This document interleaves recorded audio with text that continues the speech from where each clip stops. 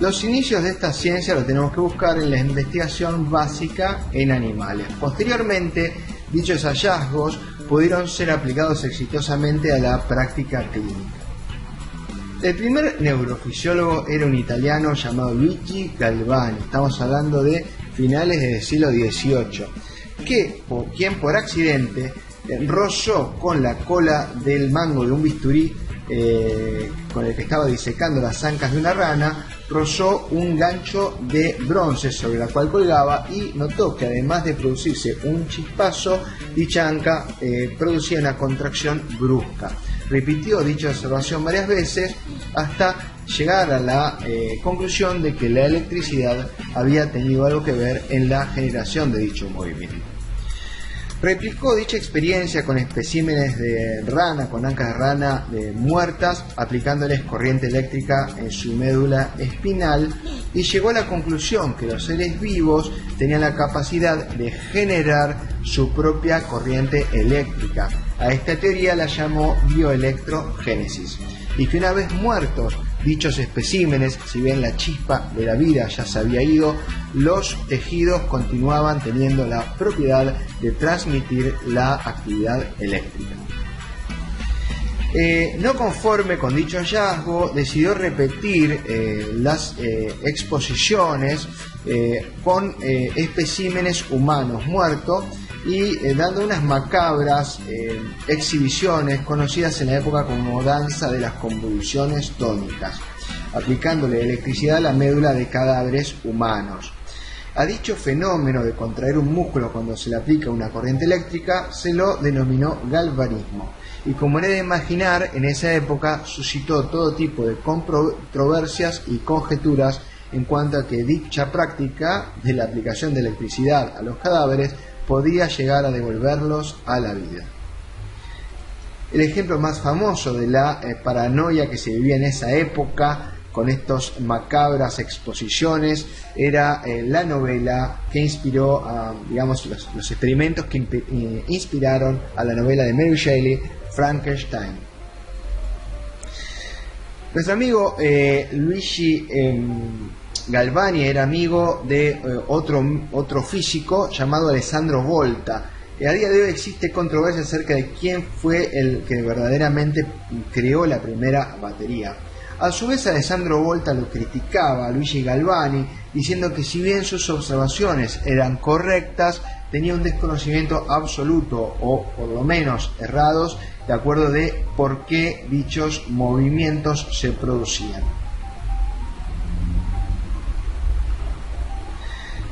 A día de hoy, cualquier instrumento que se utiliza para medir una corriente eléctrica se lo denomina galvanómetro en honor a nuestro primer neurofisiólogo básico. Para esas épocas había varias líneas de investigación en diferentes áreas. Una de las más llamativas era el dúo o la colaboración de Camilo Golgi con Santiago Ramón y Cajal. Una controversia porque empezó como una colaboración y terminó como una disputa entre dos teorías completamente diferentes. En esa época, para ponerlos en contexto, existía un problema para observar el tejido neuronal. El tejido neuronal estaba muy densamente poblado y entrelazado y ramificado. Por lo tanto, era prácticamente imposible distinguir una célula de otra. En ese momento, de hecho, ni siquiera se tenía el concepto de célula neuronal. Directamente se miraba el microscopio y se veía un ovillo en donde no se distinguía claramente las formas, donde terminaba una silueta y otra. Aquí vemos un ejemplo, de varias personas en donde no se pueden distinguir correctamente las siluetas. La única forma en donde se podría llegar a distinguir un individuo entre toda esta multitud era tratando de colorearlo y diferenciarlo del resto. Esto es lo que logró Camilo Golgi. Por cierto, era hijo de otro médico y hasta aquí es uno de los pocos médicos que han realizado grandes descubrimientos. El método que descubrió se llamó método de la reacción negra o método de la reacción negra, que aplicaba, un colorante basado en impresión o impregnación argéntica, esto es plata, a un tejido neuronal y permitía que algunas de esas estructuras resalten respecto del fondo. No obstante, le permitió ver en mucho mejor detalle la histología de las neuronas o del tejido nervioso. Él seguía defendiendo una teoría llamada como reticular o red nervosa difusa. Esto significa que el tejido neuronal en realidad era una especie de cable con un principio y un fin, pero que no estaba segmentado.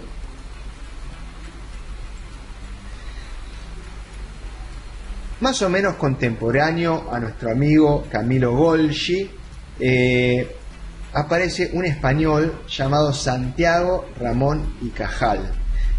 Por cierto, como curiosidad le digo que está separado Ramón y Cajal para diferenciar Ramón, cuyo uso en este caso es como apellido, de su uso como nombre propio. Cuando queremos utilizar un nombre como apellido y separarlo de otro, tenemos que utilizar la letra Y. Bueno, nuestro amigo Ramón y Cajal nació como hijo de un profesor de biología en el Zaragoza. Y desde muy temprana edad demostró una gran habilidad y vocación para la pintura. Lo que estamos viendo en la imagen central es uno de los primeros dibujos de Santiago Ramón y Cajal. Esto causó una gran intranquilidad en su padre, que no quería que se dedique a este tipo de artes, quería él que estudie alguna otra carrera más ortodoxa como medicina. También Santiago Ramón y Cajal no era muy buen alumno en la escuela primaria y fue echado de diferentes instituciones. Como castigo y en parte para enderezarlo, su padre lo envió a una barbería para aprender el oficio de barbero y también aprender cierta disciplina. Experiencia que Ramón y Cajal no gustó de nada y no sabemos si fue por convicción propia o por darle el gusto al padre, terminó estudiando la carrera de medicina. En esa época, cuando terminó la carrera, se enlistó en el ejército y fue enviado a una guerra en La Habana, Cuba, en una época en donde había una guerra civil o de secesión entre el Reino de España y la independencia de Cuba. En esa época él se enlistó como médico militar y él lo describe que fue muy ilusionado para estudiar la flora, la fauna de aquella exótica isla centroamericana, pero una vez allí contrajo todo tipo de enfermedades, entre ellas contrajo tuberculosis, paludismo y disentería. Al borde de la muerte, literalmente al borde de la muerte, fue descartado por el ejército, dado de baja y repatriado a Zaragoza. Allí su hermana y su madre tomaron cuenta de él, lo cuidaron con mucho amor y lo devolvieron lentamente a la vida. Santiago Ramón y Cajal empezó a trabajar como médico de guardia en un hospital en una comarca en Zaragoza y con sus primeros sueldos logró comprarse su microscopio, su primer microscopio. Sin embargo, el objeto de su interés y de su investigación era casualmente aquellas enfermedades que lo habían llevado al borde de la muerte, estudiar la tuberculosis, la disentería, para lo cual se dedicaba al estudio de la histología, de corte de los tejidos y por accidente escuchó hablar o leyó acerca de la técnica de Camilo Golgi en cuanto a la tinción argéntica de las células o de los tejidos del sistema nervioso. Interesado en ese tipo de técnicas, descubrió, y aquí viene una parte muy interesante, y pudo utilizar sus grandes dones como la pintura. Recordemos que un pintor no solamente copia lo que ve, sino que además de verlo lo tiene que interpretar, analizar y reinterpretar. Sus grandes habilidades como pintor le permitió recrear todo lo que veía en el microscopio óptico, y de esta manera vamos viendo cómo progresaba en sus diseños hasta llegar a describir espacios que prácticamente eran invisibles en la microscopía óptica, o había que adivinarlos en todo caso, que separaban una célula de otra. Y ahí surgió la teoría neuronal, en contra de la teoría reticular que propugnaba nuestro amigo Camilo Golgi. Recuerdan, Camilo Golgi decía que las neuronas o el tejido neuronal era una especie de cable sin ningún tipo de segmentación o separación, y en cambio Santiago Ramón y Cajal empezó a ver y describir en sus dibujos que ese tejido neuronal estaba segmentado. Esto generó una explicación teórica en ese momento de cómo podía ser que un cerebro infinitamente segmentado tardara tan poco tiempo en enviar una señal de un extremo del cuerpo a la otra. Él de esa manera expresó o realizó la ley de polarización dinámica de las neuronas, en donde definía que las dendritas eran las encargadas de recibir la información en el cuerpo neuronal. Esa información era procesada y por las terminaciones axónicas esa información era enviada hacia otras neuronas. De esta manera se concluyó la teoría de polarización dinámica / excípeta. Excípeta significa que Santiago Ramón y Cajal dijo que no solamente se producían interrelación entre una acción y las dendritas, sino que muchas veces saltaba el impulso de una dendrita sin pasar por el cuerpo neuronal a la acción directamente, y a veces también había intercambio de información axónica.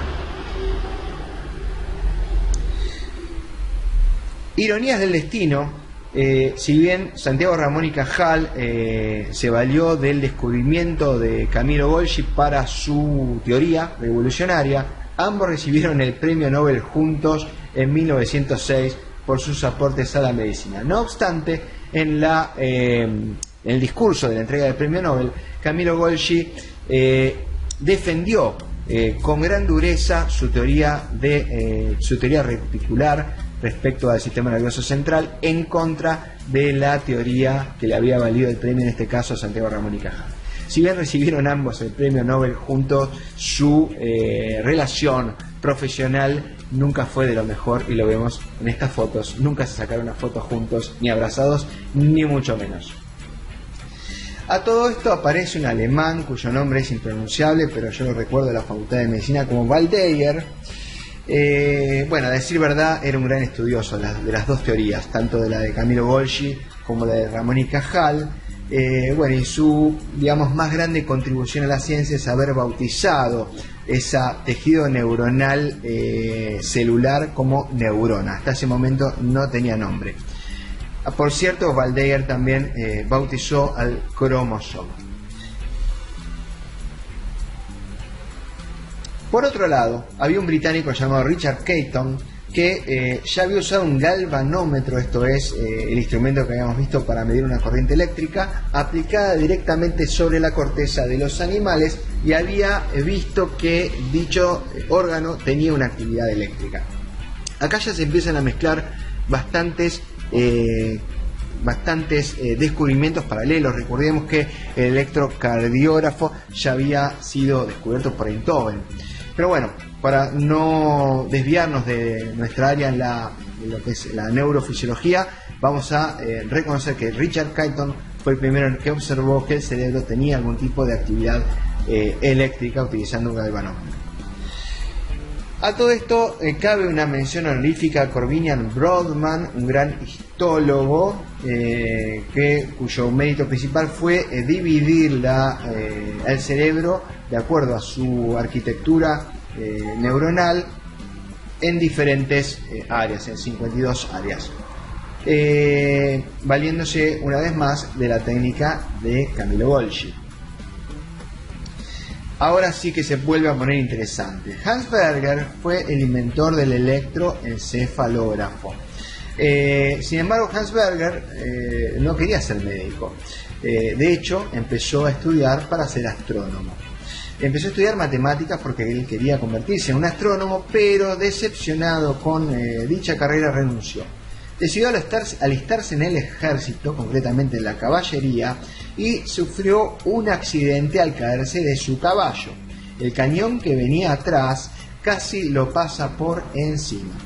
Aparentemente su hermana tuvo un presentimiento y envió en ese momento un telegrama al cuartel donde se enteró formalmente del accidente que acababa de padecer su hermano. Hans Berger, muy impresionado por dicha coincidencia, decidió o entendió que existía una especie de energía que conectaba los cerebros, una energía inalámbrica que conectaba los cerebros, y se obsesionó con la idea de la telepatía espontánea, o lo que él llamaba energía psíquica. Por lo tanto decidió estudiar medicina y en 1924 tenemos un recorte de lo que fue el primer registro alfa. Él imitó, digamos, lo que había hecho Enthoven con el electrocardiógrafo, aplicado, atando, digamos, una pluma de escritura a la punta del galvanómetro y haciendo correr un trozo de papel. No podía creer lo que veía y tardó 5 años en publicar dichos hallazgos. Sin embargo, fue duramente ridiculizado y criticado por sus colegas. Por lo tanto, no había tenido ninguna aceptación esa teoría. A todo esto, un fabricante de robots para rizar el rizo, como se suele decir, de origen americano, había estado de visita en el laboratorio de Jena y le causó muy buena impresión no solamente Hans Berger, sino sus investigaciones. Aquí les dejo las textuales palabras de Grey Walter acerca de sus impresiones respecto a este científico alemán, quien decía que aparentemente no era muy bien reconocido Hans Berger por sus pares alemanes, teniendo una reputación de tener muy mal carácter. Sin embargo, a mí me pareció ser una persona modesta, llena de buen humor y que estaba imperturbable completamente pese a la falta de reconocimiento que luego le sería dada. Pero su teoría tenía un error fatal. Él no tenía la menor idea de cómo era que se producían esas descargas eléctricas en el cerebro. Él no sabía absolutamente nada acerca de la electricidad. Bueno, para terminar la historia, Hans Berger terminó suicidándose a consecuencia de una infección que él había agarrado en una pierna a una temprana edad. Sin embargo, William Grey Walter llevó sus trabajos a un médico, que este sí podemos decir que fue el primer neurofisiólogo clínico, llamado Edgar Adrian, en 1932. Ya estamos bastante cerca de la época actual. Fíjense todo lo que tardó en avanzar lentamente esta disciplina. Edgar Adrian tenía la inteligencia suficiente como para hacer aterrizar todos esos conocimientos y todas esas líneas de investigación que estaban en marcha paralelamente. Incorporó el método del lenguaje de la neurofisiología básica experimental de una manera ordenada a la práctica clínica. Realizó los primeros estudios sobre los impulsos nerviosos en órganos sensoriales en humanos, demostrando la posibilidad de medir corriente en las fibras nerviosas aplicando un buen amplificador. Podemos decir que fue el fundador de la electroneuromiografía al obtener los primeros registros medibles y repetibles de la actividad la actividad eléctrica de nuestros nervios y músculos.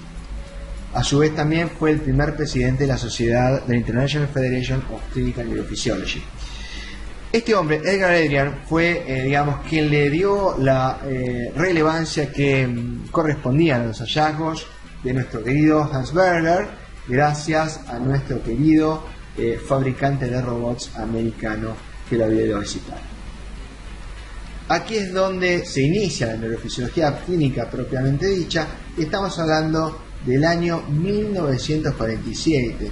Esta es la primera reunión de la International Federation of Clinical Neurophysiology, y aquí vemos que de aquí para adelante otra historia es conocida.